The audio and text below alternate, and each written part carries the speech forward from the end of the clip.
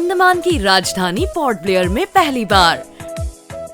आत्मविश्वास और ऊर्जा का प्रतीक, स्मार्ट महिलाओं का आधुनिक बुटीक दी पनाश। साड़ियाँ और ब्लाउज आपको मिलेगी कैजुअल और फॉर्मल साड़ियाँ, पार्टीवेयर डिजाइनर साड़ियाँ, हैंडलूम साड़ियाँ, हैंड एम्ब्रॉयडरी की हुई साड़ियाँ, ब्राइड और ब्राइडमेड के लिए लहंगों की प्रीमियम रेंज, डिजाइनर और हैंड एम्ब्रॉयडरी किए हुए ब्लाउज के फैब्रिक्स, सब कुछ एक ही छत के नीचे। पहली बार पोर्ट ब्लेयर में दी पनाश।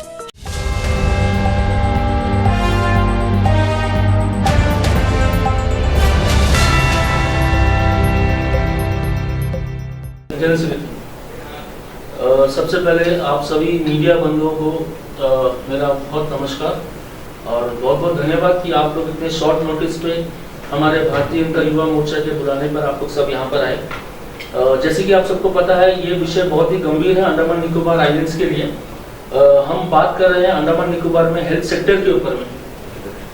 फिलहाल मैं बात करना चाहूँगा जीवीपन की। मेरे कुछ विषय हैं जो मैं आपके सामने रखना चाहता हूँ। एक मेन विषय है, देखिए अंडमान निकोबार में एक भी न्यूरोलॉजिस्ट नहीं है, जिसके कारण बहुत सारी ऐसी बीमारियां हैं जो डायग्नोज ही नहीं हो पा रही हैं। दूसरा, आप देखेंगे अंडमान निकोबार में एमआरआई करने के लिए एक आउट पेशेंट को मिनिमम 7 से 8 दिन का वेटिंग पीरियड होता है। आप मान के चलिए, अगर कोई पेशेंट क्रिटिकली इल है और उसको अगर एमआरआई की जरूरत है और अगर वो किसी और हॉस्पिटल में भर्ती है या अगर वो जीवीपन में आया है, अगर वो आउट पेशेंट है, तो उसका एमआरआई नहीं होगा, उसे 7 से 8 दिन का टाइम दिया जाता है। तो इस 7 से 8 दिन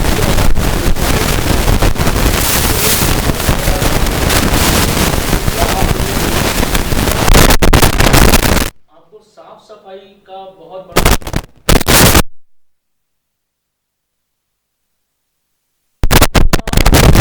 अगर आप देखेंगे, आप वहां पे देखिए, कई बार तो मैंने खुद अपने आंखों से देखा है कि कई शराबी वहां पे पी के घूम रहे हैं और वहीं के बेंचेस में सो जाते हैं। तो इससे क्या है, वहां की सिक्योरिटी पे भी असर पड़ता है। तो मेरा ये जो हमारे जो डीएचएस है, तो ये सब की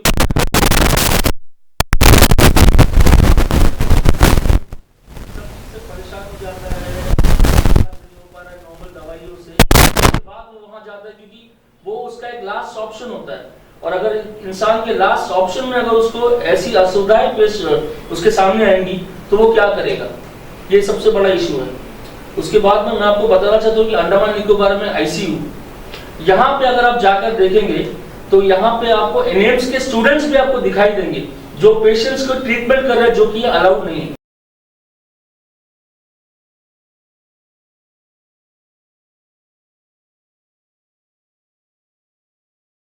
बहुत सारे डॉक्टर्स हैं हमारे साजी जी हैं, हमारे साजी जी एक दिन में कितने ऑपरेशंस करते हैं, वो तो खैर अलग बात है। इसके बाद में थोड़ा सा डिगलीपुर की तरफ मैं आपका ध्यान लेके जाना चाहूंगा। डिगलीपुर में 96 बेड्स है सीएचसी डिगलीपुर में, और वहां पे सिर्फ 3 मेल नर्सेज है आपको।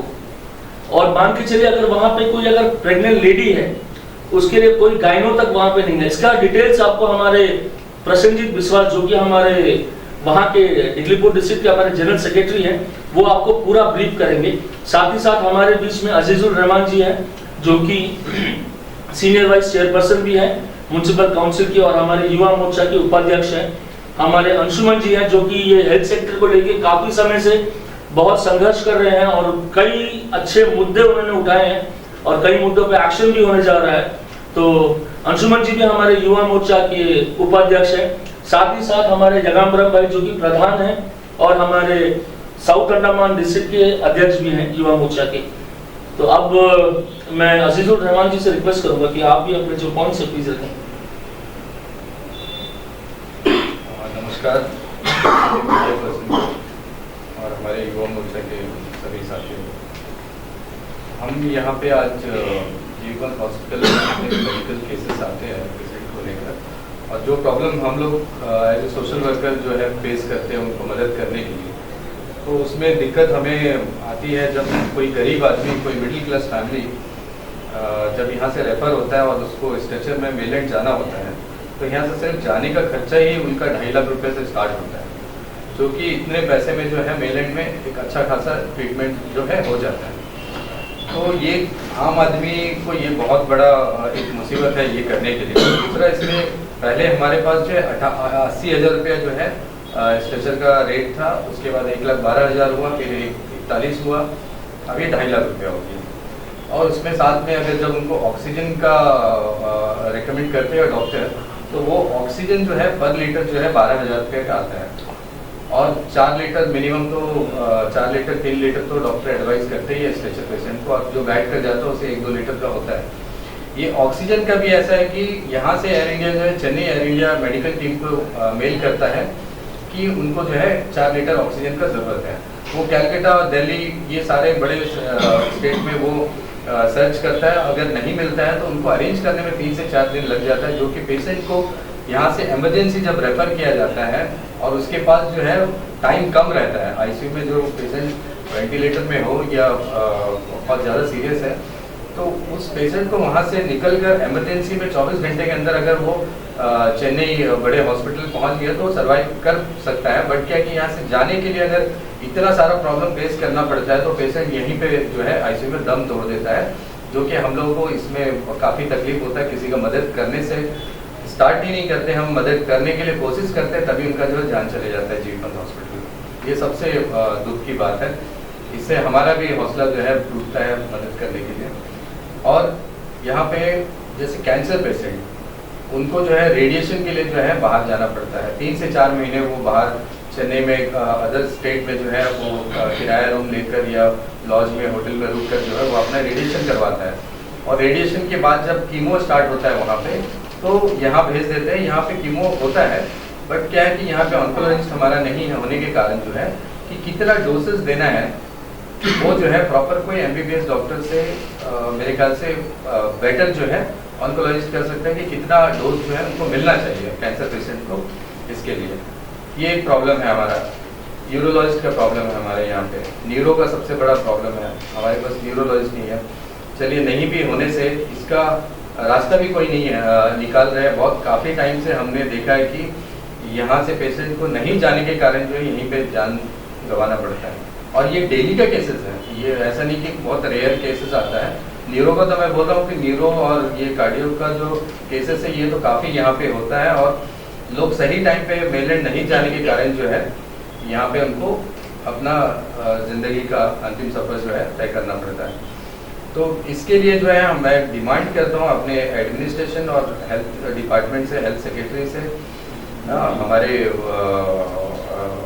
बीजेपी पार्टी से, उनके प्रेसिडेंट से, श्री विशाल जोली जी से, जितने भी हमारे बड़े लीडर्स हैं जो दिल्ली जाकर बात कर सकते हैं। कंटिन्यू हम डिमांड रखते भी हैं, मगर इस पे जो है बहुत सीरियसली हम लोगों को एक रास्ता निकालना ज़रूरी है, क्योंकि कम पैसे होने के कारण जो एक अच्छा एक गरीब फैमिली जो उधार लेकर भी इमरजेंसी में जो है 2-2.5 लाख रुपया अगर जुगाड़ कर भी ले, तो वो सिर्फ उसका जाने का खर्चा यहाँ पे हो जाता है।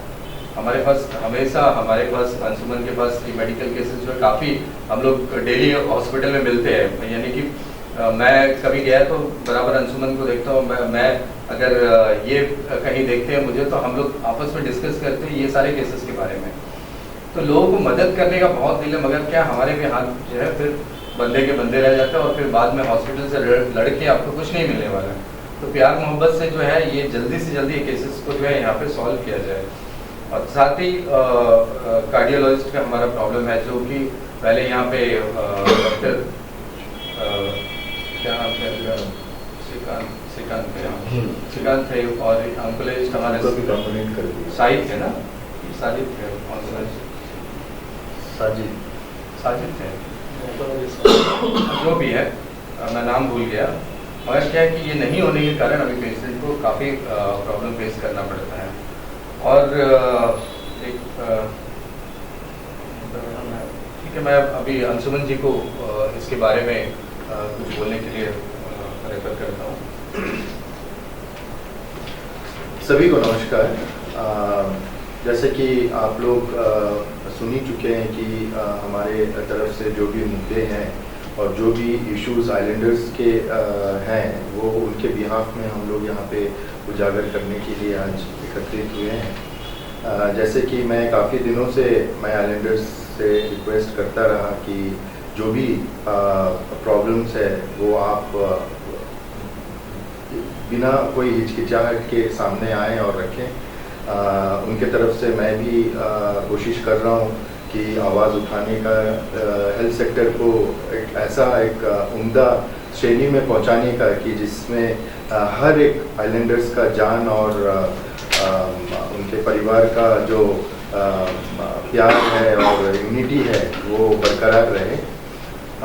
इसी सिलसिले में जो है अजीजुर भाई और हमारे गौरव भाई जो भी बोले हैं वो तो मुद्दे हैं ही, साथ में जो शुरू से मैं बोलता आया हूँ, यहाँ का हेल्थ सेक्टर तो ठीक है, यहाँ पे हम लोग लड़ झगड़ के या कोऑपरेट करके जो है इसको सुलझाया जाएगा, लेकिन मेन इशू जो है रेफरल पेशेंट्स का, जो अजीजुर भाई बहुत इंपॉर्टेंट पॉइंट्स बोले हैं कि स्ट्रेचर पेशेंट्स और रेफरल पेशेंट्स के लिए क्या बेनिफिट दिया जाए आइलैंड की तरफ से। क्योंकि देखिए ज्योग्राफिकल वे में अंडमान एंड निकोबार आइलैंड जो है ये ऐसा एक पोजीशन में है, यहाँ पे हमारे पास और कोई चारा नहीं है बजाय शिप और एयर के।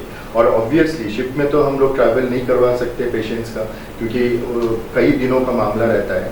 तो मैं ये स्पेशली दरख्वास्त करूँगा हमारे मिनिस्ट्रीज से कि यहाँ पे जितने भी कमर्शियल फ्लाइट्स आए उनमें ज़रूर एक कंडीशन रखा जाए कि विदिन 24 आवर्स के अंदर, मतलब उससे भी कम 24 आवर्स से ऊपर कभी नहीं होना चाहिए, ये कंडीशन में ही उनको अलाउ किया जाए अंडमान एंड निकोबार सेक्टर में बिजनेस करने के लिए, कि stretcher facilities along with oxygen facilities होना ज़रूरी है। अदरवाइज वो जो फ्लाइट्स या जो भी एयर फ्लाइट के जो ओनर्स है, अगर उन लोग ये प्रावधान को ना माने तो यहाँ पे कतई अलाउ ना किया जाए, क्योंकि हम नहीं चाहते हैं कि ऐन वक्त पे हमें उनके हाथ पैर जोड़ के रोना धोना करके उनको रिक्वेस्ट करें और फिर भी हमें वो फैसिलिटीज़ ना मिले। हम लोग पैसा का अरेंज भी कर लेते हैं, लेकिन उनके तरफ से जो है ऑक्सीजन नहीं मिला जाता है, या फिर बोलते हैं सीट फुल है, हम स्ट्रेचर के लिए सीट्स नहीं निकाल सकते। तो ये हमें नहीं सुनना है। अब कोई भी एक प्रोविज़न निकालिए, कोई भी एक कंडीशन निकालिए, ये हम अप्लाई करने के लिए हम लोग जोर से हम लोग आवाज़ उठा रहे हैं और उठाएंगे भी। ये चीज़ को हम लोगों को प्रोवाइड करना ही है कि स्ट्रेचर पेशेंट्स और अटेंडर्स यहाँ पे इजीली यहाँ से मेनलैंड ट्रांसफ़र करने के लिए मुहैया कराया जाए। ये कंडीशन मस्ट एंड मस्ट लागू हो। और रही बात इंटर आइलैंड्स की, जो हेल्थ डिपार्टमेंट्स का जो बात है, उसको लेके हमारे जो भाई यहाँ पे आए हैं डिगलीपुर से, वो आपको बताएंगे कि एग्जैक्टली क्या सिनेरियो चल रहा है डिगलीपुर सेक्टर में या नॉर्थ एंड मिडिल सेक्टर में। तो ये चीज़ को हम बहुत बुलंदी से ये आवाज़ जो है हम लोग उठा रहे हैं, और जितना जल्दी हो सके पेपर वर्क्स होता आया है, पेपर वर्क्स में काम होगा। लेकिन मैं रिक्वेस्ट करूँगा ऑल ऑथोराइज्ड पर्सनल्स को कि वो एक ह्यूमैनिटेरियन ग्राउंड में आके जल्द से जल्द ये सब इशू को सॉल्व करें। हम और वेट नहीं कर सकते हैं, ये बहुत हाई टाइम है, हम अपनों को खो चुके हैं और किसी को खोना नहीं चाहते हैं। ये चीज़ को मद्देनज़र रखते हुए इसको सीरियसली लेके कम समय में ये चीज़ को रिजॉल्व करें। मैं मेरे डिगलीपुर के जो आए हुए भाई हैं उनको मैं बोलूँगा कि आपका भी बात जो है रखें। नमस्कार, मैं डिगलीपुर से प्रसन्नजीत विश्वास, युवा मोर्चा जनरल सेक्रेटरी। मैं मीडिया भाई को सबको थैंक बोलना चाहूँगा, और मेरे सीनियर जो युवा मोर्चा के भैया लोग हैं सबको थैंक बोलना चाहूँगा। मैं आया था तो मेडिकल के विषय बोलने के लिए, पर हमारे जो पुडलर जो बोलते हैं कि अंडमान का दिल है, उधर में ये हालत है, फिर तो हमारा क्या बोलना। तो हम लोग हालत तो गया गुजरा ही रहेगा, ठीक है। मगर एक थैंक्स हमारे वाइस प्रेसिडेंट सीनियर चेयरमैन भैया को, जो हमारे 2-3 मुद्दा जो सीएस सर के सामने लेके गए। एक स्कूल बच्चा का जो बस स्टैंड है आज तक नहीं बना, वहाँ इतना सारा स्कूल है, उसके लिए बस स्टैंड नहीं है हम लोग पास, उसके लिए भैया गए। और वहाँ पे जो सेटलर जो फैमिली है यहाँ जो रहते हैं, जिसको हम लोग लैंड काट सकते हैं या अपना मिट्टी काट के कोई घर बनाना या कुछ करना, 2 महीना ही बचा है, फिर बारिश शुरू हो जाएगा, उसके लिए भैया सीएस के पास गए और थोड़ा सा हम लोग हेल्प करें, सीएस से बात करें, दादा के साथ, अजय दा के साथ गए। हमारे प्रेसिडेंट। और मैं इतना ही बोलना चाहूँगा मेरे डिग्रीपुर के सीएमओ सर को कि मैं आपके जो जितने भी पेपर आप आपके यहाँ से भेजा जाता है या कंप्लेन आप उसमें एक ही वर्ड लिखते हैं, we will manage it. Sir कितना मैनेज करेगा सर? 3 मेल नर्स रख के 96 बेड आप चलाता, आप क्या मैनेज करेगा? जब सुबह हम लोग पश्चिम सागर 28 किलोमीटर दूर है, सुबह एक शुगर पेशेंट के लिए एक लेडी आता, आप वहाँ लैब में जाने से एक लैब अटेंडर है, वो ना शुगर के लिए ये टेस्ट कर सकता ना वो टेस्ट कर सकता, कोई चीज़ का टेस्ट ही नहीं होता। वहाँ पे इक्विपमेंट नहीं है, यहाँ का तो हालत गया गुजर, वहाँ तो कुछ भी नहीं है, ऊपर से हम लोग रोड नहीं है, हेली नहीं है, कुछ नहीं है। सर हम लोग क्या करना है? इससे अच्छा एक काम करिए, जहर दे दीजिए, मार दीजिए। आप लोग को पेमेंट मिलता है 1 लाख का, मगर आप लोग से जब जाके बात करेगा तो आप लोग 10-15 लाख का हम लोग को बात बोलता कि इतना काम कर लिया, हाँ सर समझता, इतना काम, मगर वहाँ तो स्टाफ ही नहीं है, वहाँ कोई यहाँ एक स्टूल नहीं है बैठने के लिए, मेडिकल में स्टूल नहीं है बैठने के लिए, बाथरूम का हालत खराब है, वहाँ की बुड्ढा बुड्ढी का जो यूरिन जो पाइप देता उसका भी आप लोगों का फैसिलिटी नहीं है, आया नहीं है जो सफाई करेगा अपना, उसको बोलते कि सफाई कर रहे सर, वो पढ़ा लिखा होने से वो मेडिकल में नौकरी करता था, आपको बोलने का जरूरत नहीं था। फिर हर घर में इंजीनियर और डॉक्टर ही रहता था, हम लोग को डिग्रीपुर से ज़्यादा नहीं था। डिग्रीपुर में ना आपको वहाँ ना एक बेड है ना कुछ, कभी भी पूछने से आप लोग बोलेगा अरे हम तो सुबह ड्यूटी करके गया, अरे मानता साहब तो एक बार लिख के तो दे दीजिए कि ये हालत खराब है। आप सीएमओ सर कभी लिखेंगे नहीं, बार बार बोलेंगे we will manage it. Sir ये ठीक नहीं है। आगे हम अनुरोध करता है कि सर आप इसको थोड़ा देखिए, और भैया हम लोग से भी अनुरोध करता हम लोग थोड़ा देखिए, क्योंकि हम लोग हालत बहुत ही खराब है। आप लोगों को तब भी कुछ मिलता, हम लोग का देखने वाला कोई नहीं है डिग्रीपुर में। वहाँ आयुष्मान भारत से यहाँ जब आते हैं, आयुष्मान भारत में आता तो यहाँ से बोलते कि लेबर कमीशन में जाओ, वो आदमी लेबर कमीशन, एक औरत जिसको पढ़ा लिखा नहीं, वो लेबर कमीशन तक घूमते घूमते उसका टाइम निकल जाता, 1:30 बजे वो तो मैडम चली जाती, आयुष्मान भारत को कोई मैडम है वो 1:30 बजे चले जाती, और उसमें उसका क्या होता, उसको घर लेके जाता, फिर मारा हालत में हम लोग मिलता। इस तरह 2 दिन जॉन्डिस केस भी हुआ, जिसको बाहर लेके जाना था नहीं हुआ, वहाँ सीएमओ सर को बोलने से बोलता हेली का वो नहीं है। मतलब हम लोग जाके बात करेगा तब जाके, कभी हम लोग रात को किसी को खून देने जाता, ऐसा बोलता क्या, 2 जने चिढ़ के मारे ऐसा बोलते क्या AB पॉजिटिव खून चाहिए, मगर मुंह से बोल के भेजता क्या जाओ A पॉजिटिव खून लेकर, जब लेके आता उसका बोलते नहीं AB पॉजिटिव चाहिए, और लैब में थोड़ा सा तकलीफ हो गया, ये नहीं है लैब में वो नहीं है, रात को 10:30 बजे हम लोग खून लेके जाने से भी इस तरह हालत में रहता। एम्बुलेंस नहीं है, कहाँ आपको पश्चिम सागर, कहाँ ताल बगान, किसी नगर, वहाँ तो नेटवर्क तो है ही नहीं यार, एम्बुलेंस नहीं, वहाँ से पेशेंट यहाँ भेजता, यहाँ भेजने खून के रात को टेस्ट करना नहीं आएगा, डिलीवरी नहीं होगा, जैसा तैसा हो गया तो हो गया, नहीं हुआ तो बच्चा अम्मा मर गया, और हम लोग का मीडिया भी नहीं है जब बाहर बात आएगा। और मेडिकल से सब डरता है इसीलिए डिपार्टमेंट, क्योंकि वो छुट्टी लीव में साइन करके नहीं देगा, पुलिस वालों को छुट्टी लीव में साइन करके नहीं देगा, इसलिए मेडिकल वालों को सब साथ दे देता। अभी हम अपना लाज जलाने देगा कि वो सब करेगा। देखिए आप लोग मीडिया से भी वो है कि आप लोग उसको थोड़ा सा आप लोग भी जाइए, 1-2 बार देखिए, हालत देखिए वहाँ पे जाके, आप लोग खुद से जाके देखिए कि इंटरनल में चलता क्या है। यहाँ से डॉक्टर जाने से 2 दिन बाद यहाँ रिटर्न आ जाते, तो भैया आप लोग से अनुरोध है हम लोग का तरफ थोड़ा देखिए, लाजवाब इस हालत में हम लोग पड़ा है। भाई आपने जो भी पॉइंट्स बोला है इसको हम लोग बहुत सीरियसली इसको हम लोग लिए हैं, और ख़ास करके मैं खुद इसके ऊपर में जो है एक जन आंदोलन का भी ट्राई किया था HRS की तरफ से, और HRS की तरफ से जो है हम लोग ऑलमोस्ट हर एक मुद्दे को जो है इसको सामने लाए हैं, और ये बहुत अच्छा बात है कि अभी युवा मोर्चा भी साथ में रह के जो है ये आवाज़ को बुलंद कर रहा है, और मुझे विश्वास है कि ये चीज़ बहुत ही कमती समय में ये सब चीज़ जो है सॉल्व होगा, इतना भरोसा तो है। लेकिन क्या है, हमें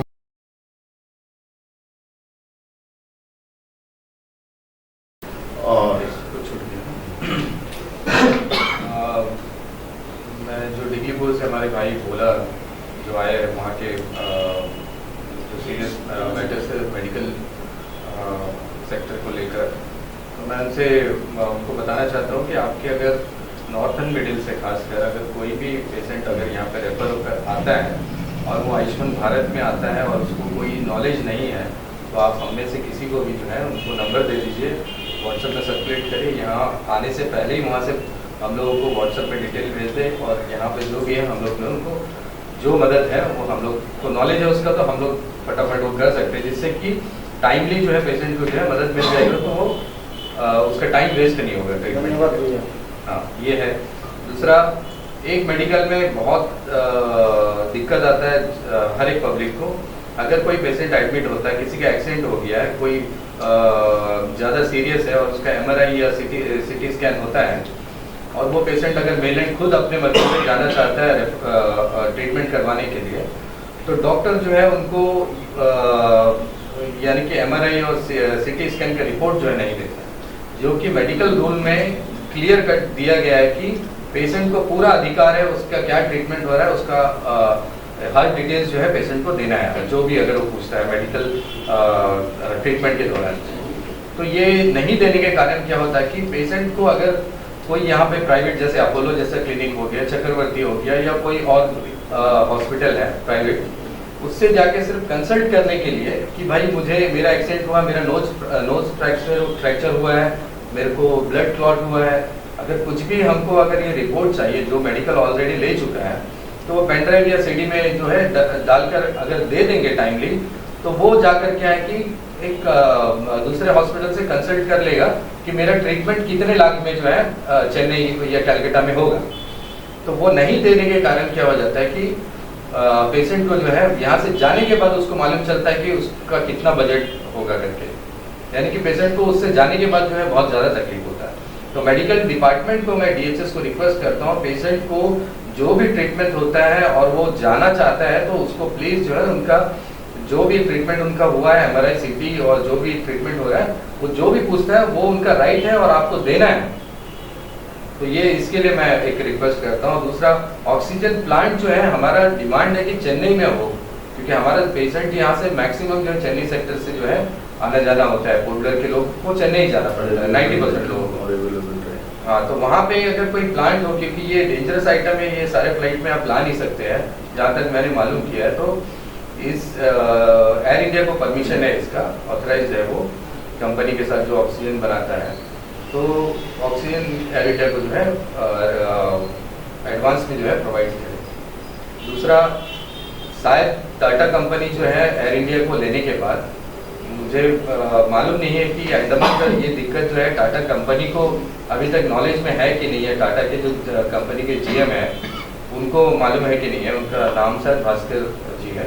तो मैं अभी नेट से उनका भी डिटेल निकाल कर हम लोग उनको भी मेल करेंगे कि ऑक्सीजन को लेकर जो है हम लोगों को कितना ज़्यादा दिक्कत होता है, पेशेंट यहाँ से नहीं जा सकते। शायद टाटा कंपनी को अगर ये नॉलेज में आ जाएगा तो मेरे ख्याल से दिक्कत जो है जल्दी सॉल्व हो जाएगा। बस मैं इतना ही, और बाकी हमारे भाई बताएंगे। एक और विषय था, जैसे हमारे पोर्टब्लेयर सिटी में जीवीपन में ब्लड बैंक है, नॉर्थन मिडिल दिगलीपुर में कहीं में भी ब्लड बैंक नहीं है। मान के चलिए किसी भी पेशेंट को अगर अर्जेंटली ब्लड चाहिए तो उनके अटेंडर को क्या करना होता है, किसी के रात को किसी के घर में दौड़कर जाएं, भैया आप आइए, आपका ब्लड ग्रुप क्या है, आप आके ब्लड देके जाइए। तो जो भी कंसर्न अथॉरिटीज है, एडमिनिस्ट्रेशन, DHS, प्लीज हमारी बात को सुने।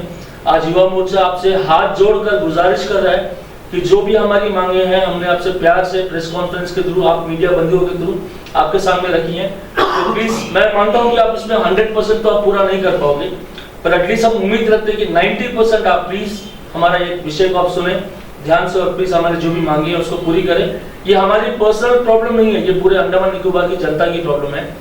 तो आप सभी लोगों का बहुत बहुत धन्यवाद कि इतने शॉर्ट नोटिस में आप लोग सब आए। Thank you so much.